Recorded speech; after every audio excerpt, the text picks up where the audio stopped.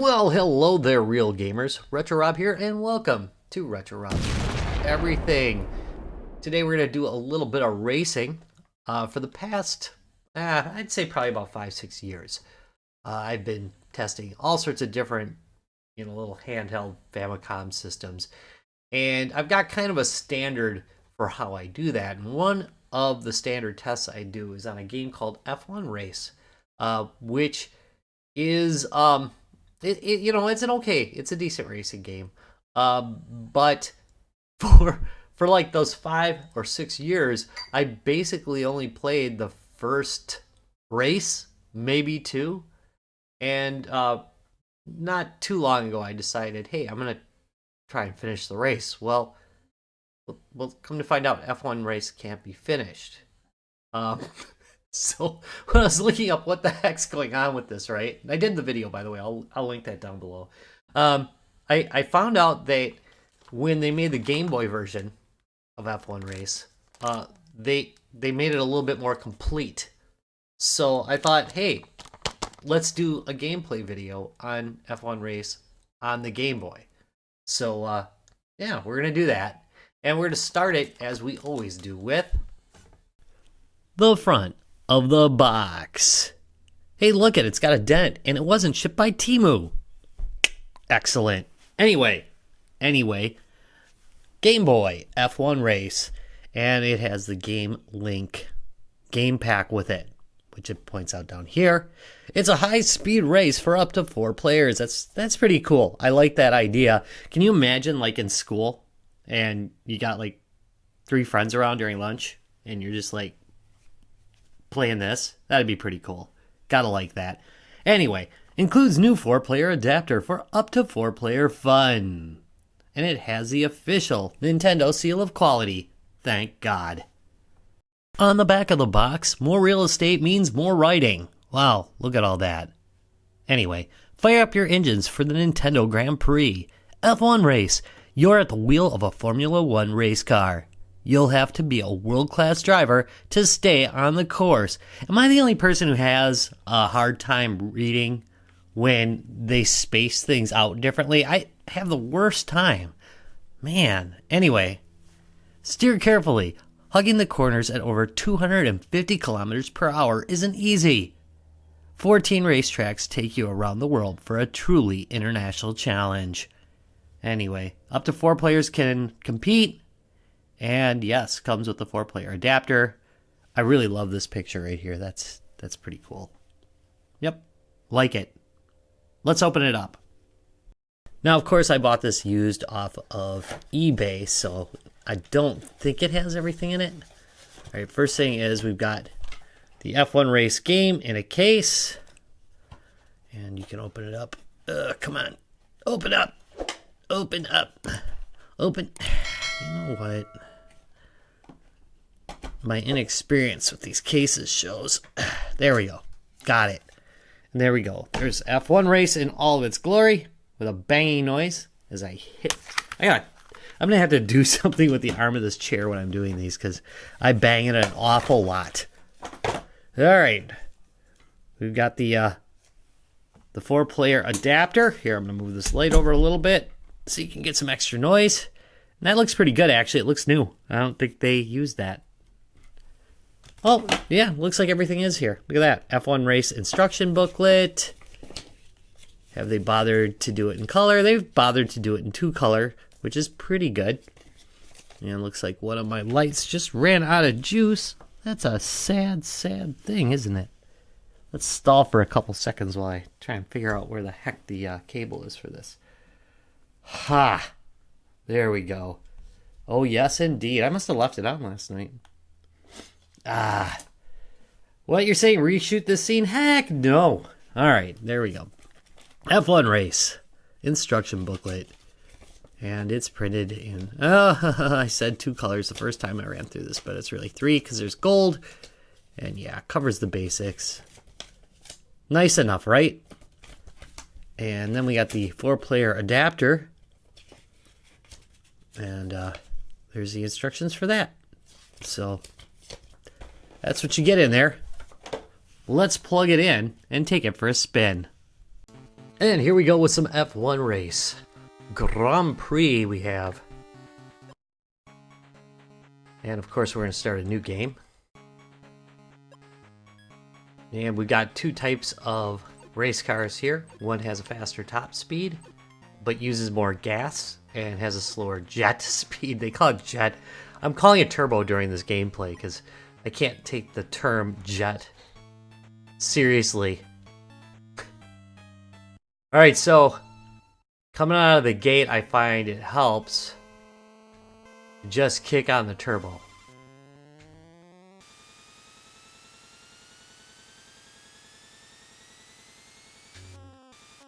There we go. And then hit the brakes around corners. For the love of all that's holy, I can tell you right now, you will crash around the corners if you do not heed that warning.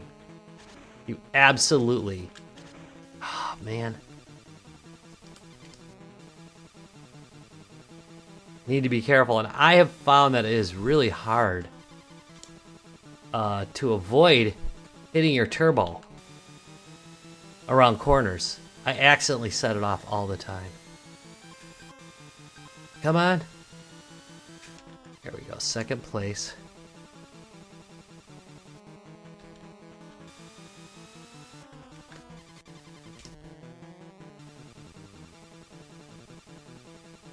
And here's the problem. I'm gonna have a hard time getting them.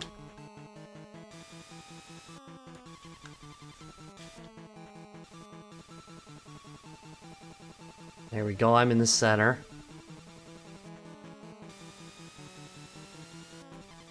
Despite the lack of color, I think this is a better looking game than the original on the NES. Could have used a remake for it. There we go. First place. First race. Look at him jump. Oh, that's great. Absolutely great. Alright, here we go on to Course 2.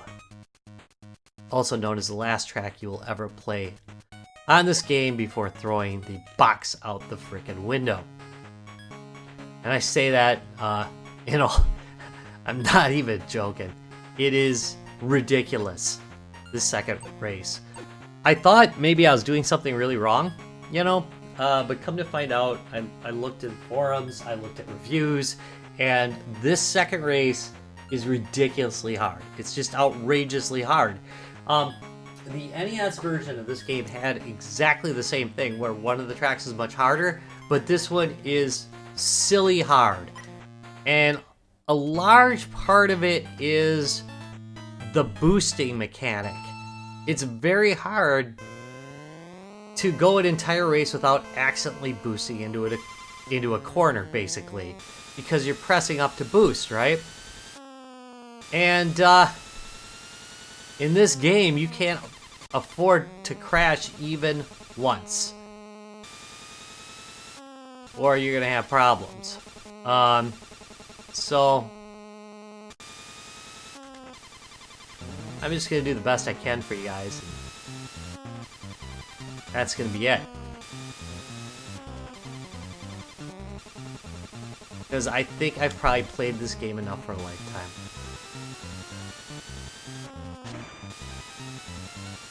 There we go.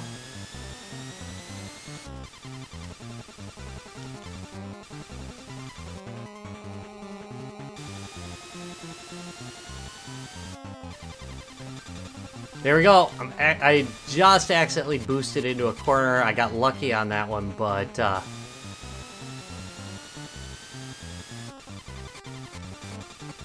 there it is. It just boosted into the corner again. You see how it was just like trailing flames, and now it's gonna be too late.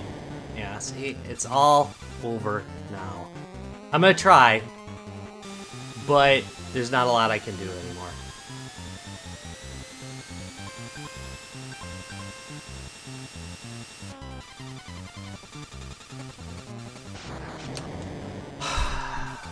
Happened again. And again, you gotta be really careful not to have that happen. But it loves to do it.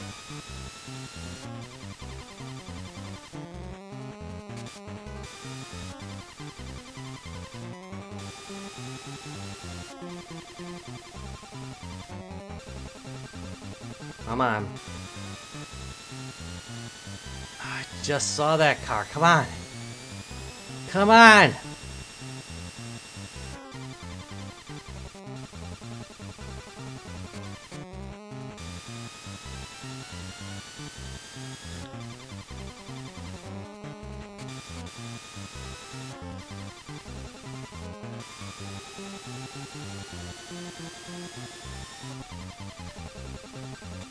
Come on.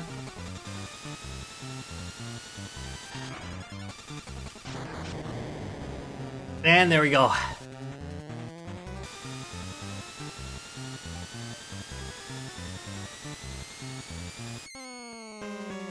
Third place, and that is the best I'm going to be able to do for this race. Look at that! I'm pretty proud of myself, to be honest. Just a frustrating game.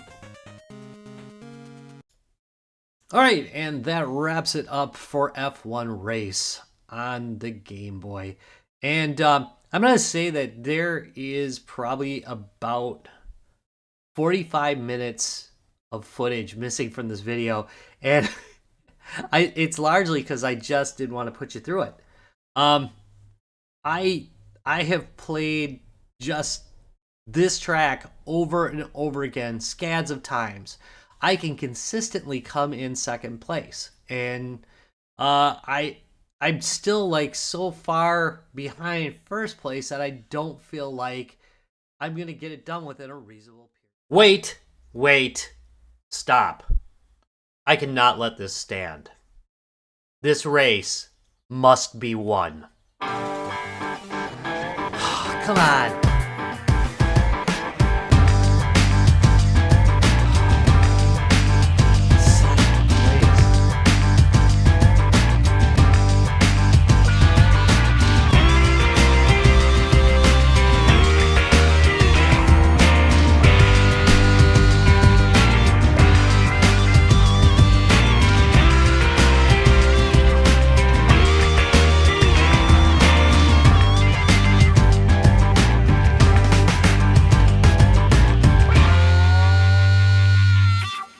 Can you believe it, Poppy? I finally did it. Well, I'm impressed. All right, race number 3, USA. This is going to wrap things up for this video, because 2 took way longer than originally expected to get done. It was ridiculous. 3's not so bad. I still wouldn't try using car B on it, but definitely not really a super easy track either.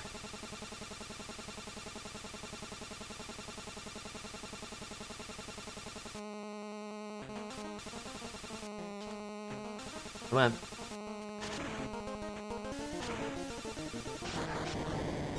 Yeah.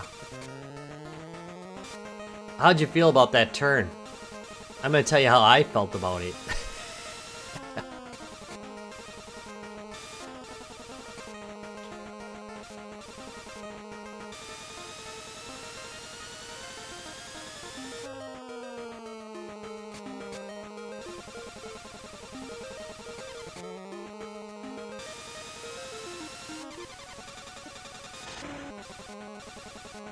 Okay, if you know what just happened there, I just boosted into a turn, and I didn't want to. It just boosted, and originally I thought it might be this controller, but I've also played this game pretty extensively on my Game Boy as well, and it does the same thing. Accidental boosts into the corner. And it drives me crazy.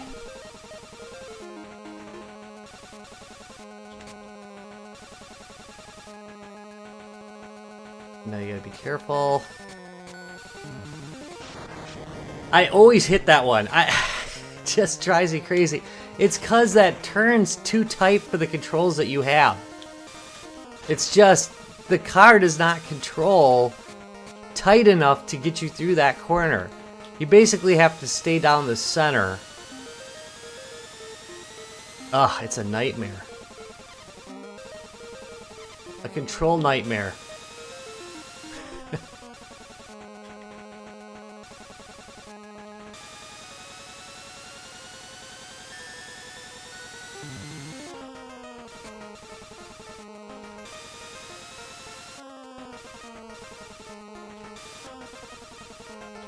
Come on.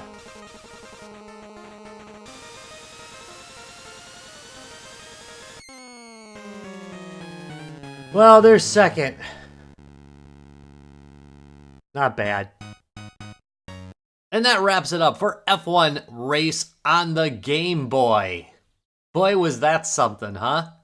Graphically, I think it looks really, really nice. I have nothing to complain about there. Love the sound effects and the music. They were good as well. And honestly, the controls are not bad. They're really pretty good and responsive. I think the problem comes with really super brutal difficulty and no option to tone it down a little bit.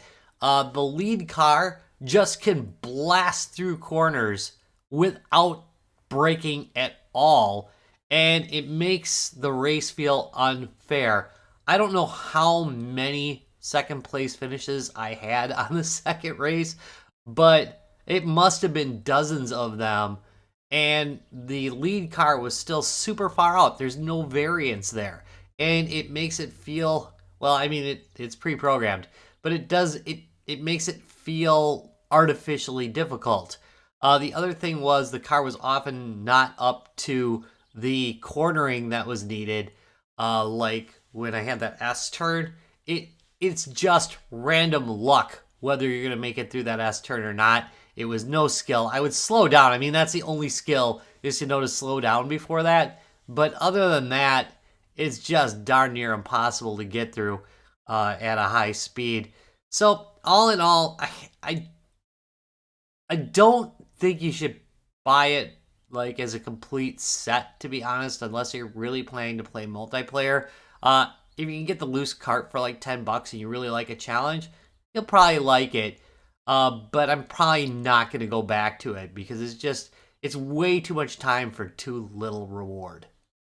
All right, anyway, I want to thank you very much for watching this video. If you enjoyed it, please do me a big favor. Give me a thumbs up, subscribe for more, and I'll see you in a couple days. Bye.